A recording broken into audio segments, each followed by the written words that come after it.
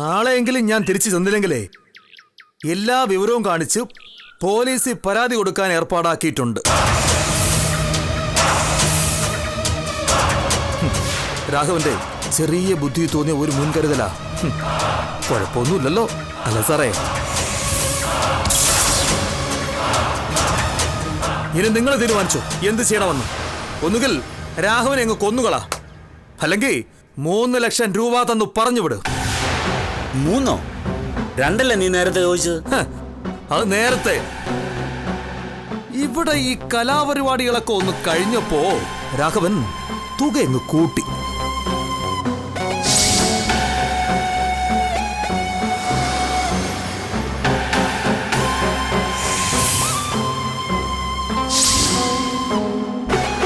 $3 ലക്ഷം ഉടനെ കിട്ടിയാൽ ഞാൻ അടുത്ത കണ്ണൂർ വണ്ടി കയറി പൊയ്ക്കോളാം.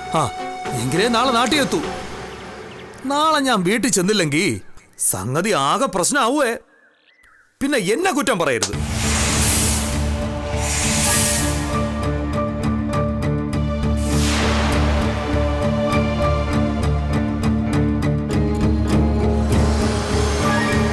ഹരീഷേ,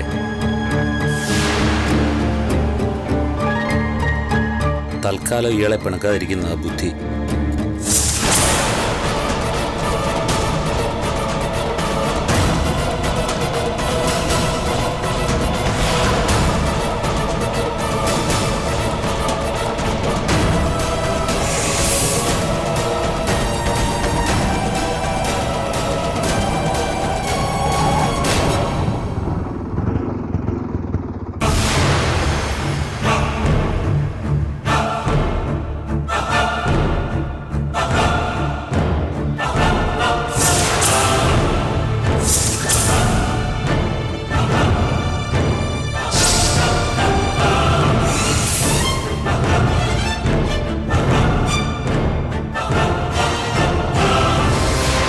എത്രയായി? 130.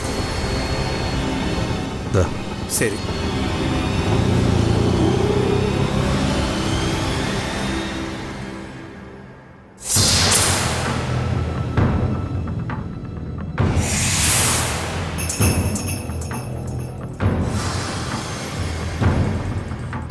ആരെ കാണാനാ? മാറുതിക്കേ. ആരെ കാണാനാ? എന്താവശ്യം?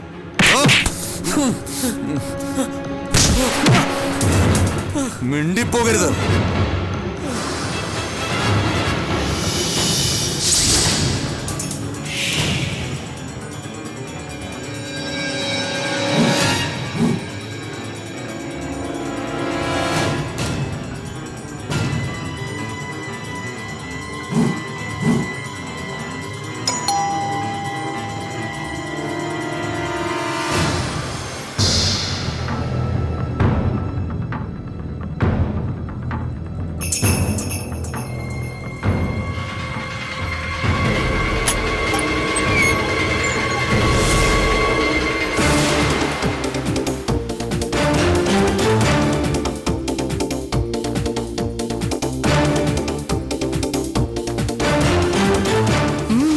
മേം സാബില്ലേ ഇവിടെ?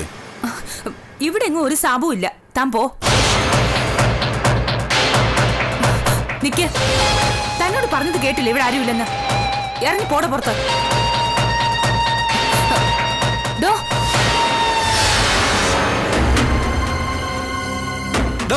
അവിടെ നിൽക്ക്.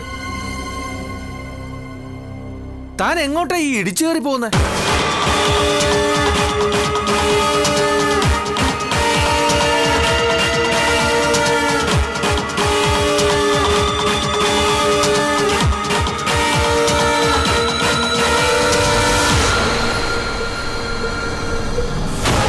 ആരെ കാണാനാ തന്റെ ഈ വരവ്? നിന്നെ കാണാനല്ല.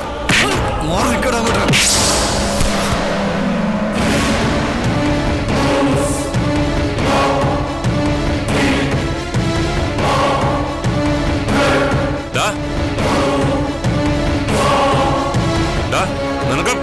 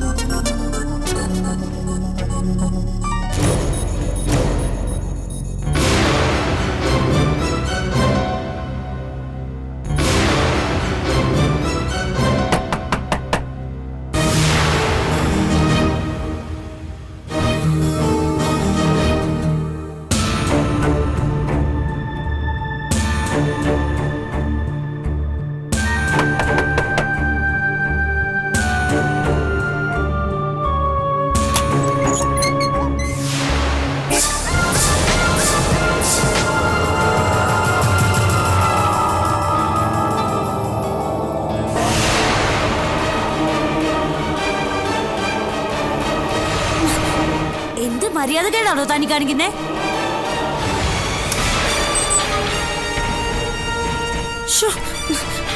വാതിൽ നിന്നും മുട്ടി വിളിച്ചൂടെ തനിക്ക്?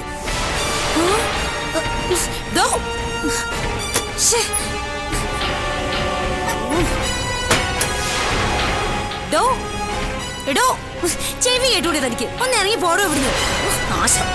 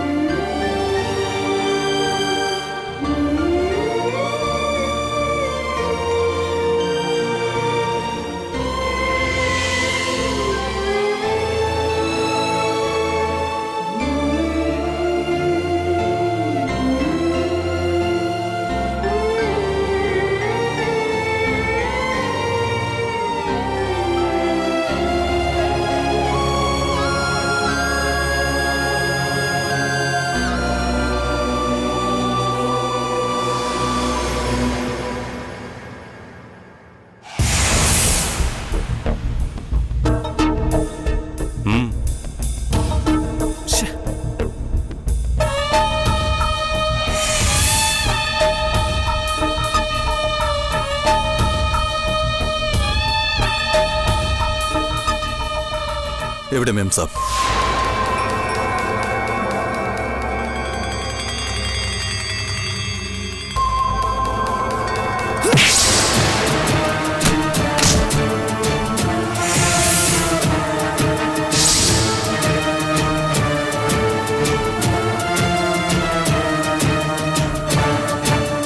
അയ്യോ, അവനെ ഒന്നും ചെയ്യല്ലേ.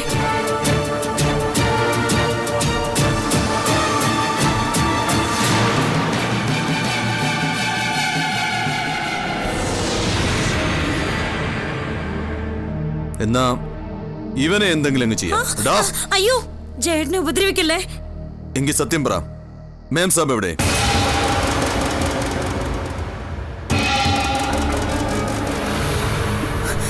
പറയാം. മറുപടി എത്രയും പെട്ടെന്ന് പറയുന്നു അത്രയും നല്ലത്. മേം സാബും ശീതൽ എവിടെ? അമ്മുനെയും ശീതളിനെയും വിനീത വന്ന് കൂട്ടിക്കൊണ്ടുപോയി. ഏത് വിനീത? ആരാത്? അമ്മുന്റെ അച്ഛന്റെ ഇളയ പെങ്ങളാ. അവരെവിടെയാ താമസം? ആറന്മുള.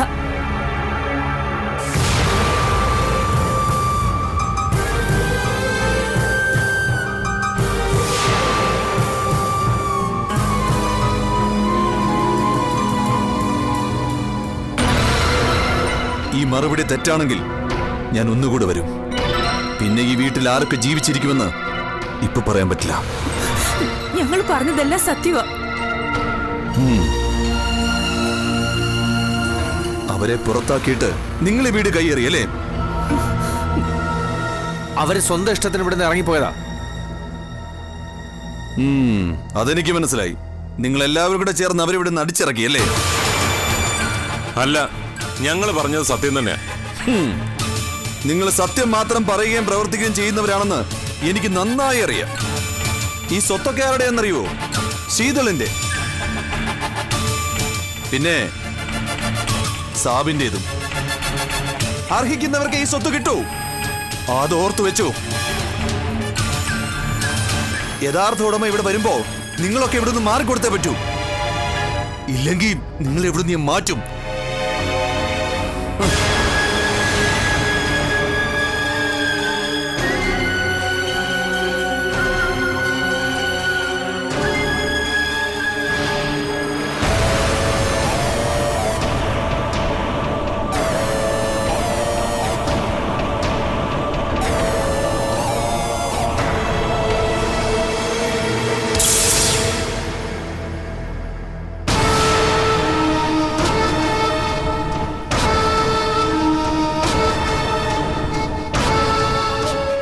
ഇത്രയൊക്കെ ഉണ്ടായിരുന്നുള്ളൂ എന്നല്ലേ പറഞ്ഞത്? നിങ്ങൾ 2 തടിമാടന്മാരല്ലായിരുന്നു, പോരെങ്കിൽ 2 സ്ത്രീകളും, മൊത്തം 4 പേര്. കയ്യിൽ കെട്ടുന്ന കറുക്കത്തിയോ ചിരുവയോ എന്തെങ്കിലും വെച്ച് ഒരുത്തനെ നേരിടാൻ സ്ത്രീകൾ വിചാരിച്ചാലും പറ്റില്ലേ? ഇതൊന്നും ചെയ്യാതെ ഇവിടെ വന്ന് നിന്ന് മോങ്ങാൻ നാണമില്ലേ നിങ്ങൾക്ക്? ചന്ദ്രേട്ട, അവൻ ഒരുത്തനെ ഉള്ളൂ എന്ന് പറഞ്ഞ തോക്കും ചൂണ്ടിക്കൊണ്ടല്ലേ അവൻ നിന്നത്, പിന്നെ നമുക്ക് എന്ത് ചെയ്യാൻ പറ്റും?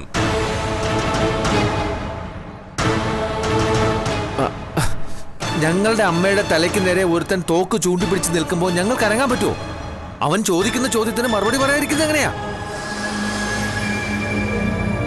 പിന്നെ അമ്മു ശീതളും വിനീതയുടെ വീട്ടിലുണ്ടെന്ന് മാത്രമേ ഞങ്ങൾ പറഞ്ഞു. മതിയല്ലോ, അവൻ അവരെ കണ്ടുപിടിച്ച് വിവരങ്ങളെല്ലാം ചോദിച്ച് മനസ്സിലാക്കില്ലേ? ഞങ്ങൾ അവരെ കുറച്ച് ദ്രോഹിച്ചിട്ടുണ്ടെന്ന് അമ്മും ശീതളും ചിലപ്പോൾ ശിവജിയോട് പരാതി പറഞ്ഞേക്കും. അതിൽ കൂടുതലൊന്നും സംഭവിക്കില്ലല്ലോ. എങ്കിൽ പിന്നെ നിങ്ങൾ എന്തിനാ പരാതി പറയാൻ ഇങ്ങോട്ട് വന്നത്? അതെ, നിങ്ങളുടെ മുമ്പിൽ പരാതി ബോധിപ്പിക്കാനും സഹായം അപേക്ഷിക്കാനൊന്നും അല്ല ഞങ്ങൾ വന്നത്. നിങ്ങൾ ഒന്ന് കരുതിയിരിക്കണമെന്നേ പറഞ്ഞുള്ളൂ.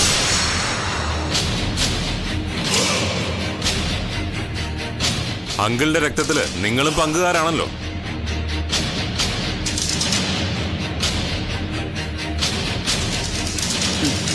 നരേന്ദ്രൻ തമ്പിയെ ഞങ്ങൾ പേടിച്ചിട്ടില്ല, പിന്നെയല്ല അയാളുടെ സഹായം പേടിക്കുന്നത്. ശിവജി അങ്ങനെ നിസ്സാരമായി തള്ളണ്ട ഹരീഷെ.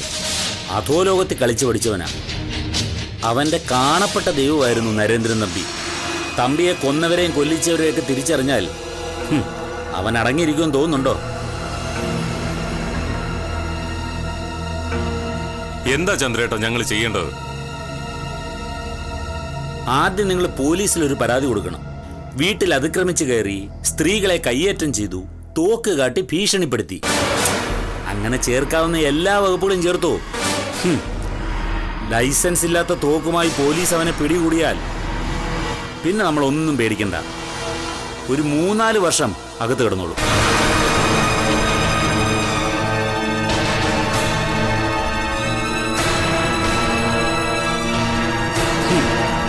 അവനെ സഹായിക്കാനും ജാമ്യത്തിൽ ഇറക്കാനും ഒന്നും ഈ നാട്ടിലാരും കാണത്തില്ലല്ലോ. എല്ലാ കളികളും പഠിച്ചവനായിരിക്കുമല്ലോ ശിവജി. അവന്റെ കയ്യിൽ നിന്നും തോക്ക് കണ്ടെടുക്കാനൊന്നും പോലീസിന് പറ്റിയെന്ന് വരില്ല. ചുരുക്കത്തിൽ അവനെ ഒരുപാട് കാലം ജയിലിലിടാമെന്നൊന്നും പ്രതീക്ഷിക്കണ്ട. അവനും നമുക്കൊരു കൊട്ടേഷൻ കൊടുത്താലോ അങ്കിളെ? നിന്റെ തലമണ്ടയിൽ ഈ ഒരു പോമഴി മാത്രമേ ഉദിക്കത്തുള്ളൂ ഹരീഷേ. ഓരോ കൊട്ടേഷന്റെ അനന്തരഫലങ്ങളാ നമ്മളിപ്പോ അനുഭവിച്ചുകൊണ്ടിരിക്കുന്നത്.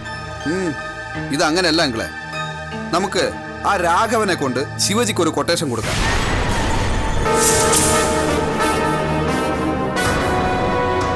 യതിയുടെ അത്രയും ചങ്കൂറ്റം ഇല്ലെന്നേ ഉള്ളൂ, പക്ഷെ പണത്തിന് വേണ്ടി എന്തും ചെയ്യാൻ മടിക്കാത്തവനാ. അവന് കാശിനോട് ആർത്തി ഉണ്ടെന്നുള്ളത് സത്യവാ. പക്ഷേ ശിവജിയെ പോലൊരുത്തനെ തട്ടാൻ അവൻ മതിയോ? അടി തെറ്റിയ ആനയും വീഴുമെന്നല്ല എങ്കിലേ, ചിലപ്പോൾ രാഘവന്റെ മുമ്പിലായിരിക്കും ശിവജി വീഴുന്നത്. ആലോചിക്കാവുന്ന കാര്യവാ. എന്തെങ്കിലും ചതിപ്രയോഗത്തിലൂടെ നടക്കുകയുള്ളൂ. നേർക്ക് നേരെ നിന്ന് ശിവജി ഒന്നും ചെയ്യാൻ രാഘവന് പറ്റില്ല. 5 ലക്ഷം രൂപ കൊടുക്കാമെന്ന് പറഞ്ഞ രാഘവൻ ചാടി വീഴും. അവൻ കാര്യം നടത്തിയെടുത്താൽ ഒരു വെടിക്ക് 2 പക്ഷി എന്ന് പറഞ്ഞ പോലെ ആവും കാര്യങ്ങൾ.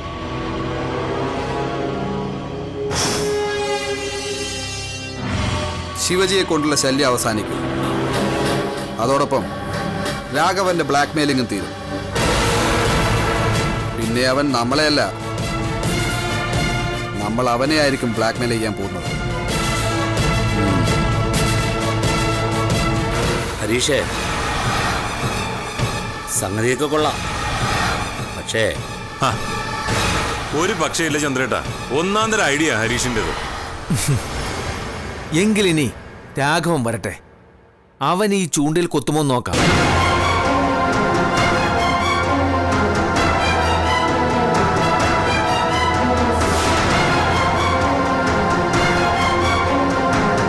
ഇനി ശിവജിയുടെ നീക്കങ്ങൾ എന്തൊക്കെയാണെന്ന് നിങ്ങൾ അറിയാൻ ശ്രമിക്കണം.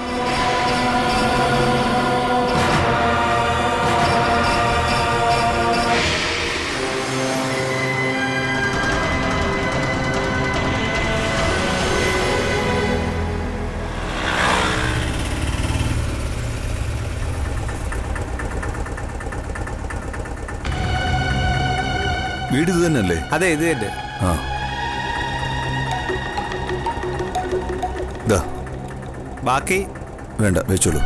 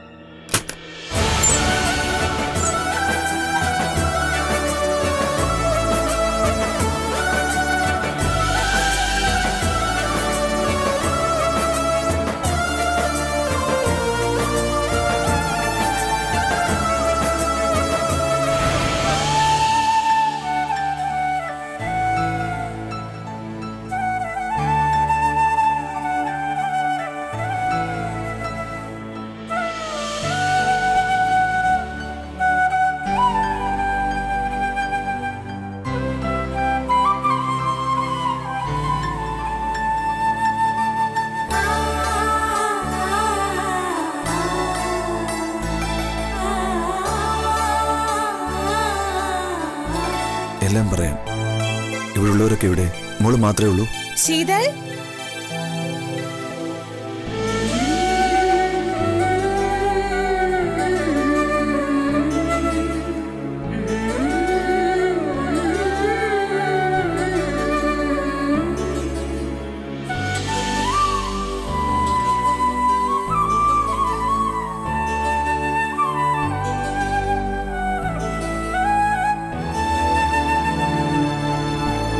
नमस्ते मेम साहब.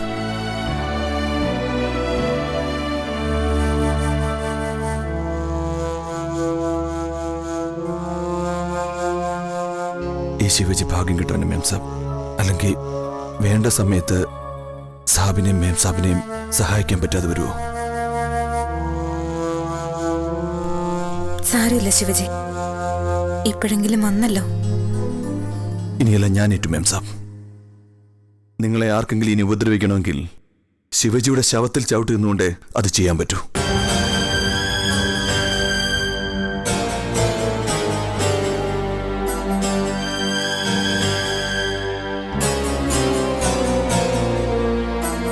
കയറി വരെ ശിവജി, അകത്തിരുന്ന് സംസാരിക്കാം.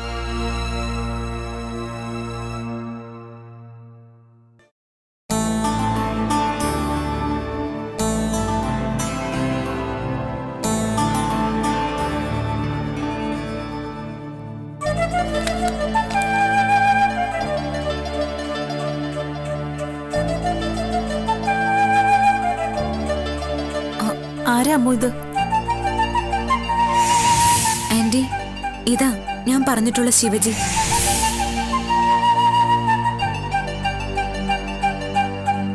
നമസ്തേ ബഹൻജി. ഇരിക്കൂ. അമ്മ പറഞ്ഞു കേട്ട് എനിക്ക് ആളെ അറിയാം. ഞാൻ ഈ ഡോക്യുമെന്റ്സ് ഒക്കെ ശിവജിയെ കാണിക്കുകയായിരുന്നു ആന്റി. ശിവജിക്ക് കാപ്പിയാണോ ചായയാണോ വേണ്ടത്? ഒന്നും വേണമെന്നില്ല. അത് പറ്റില്ല, ആദ്യമായിട്ട് വീട്ടിൽ വരുന്നല്ലേ. ചായ എടുത്തോളൂ ആന്റി. ആ,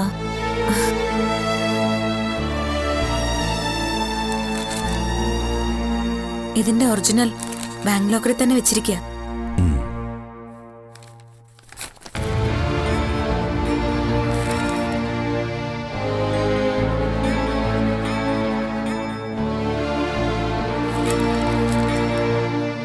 താങ്ക് യു. വെൽക്കം.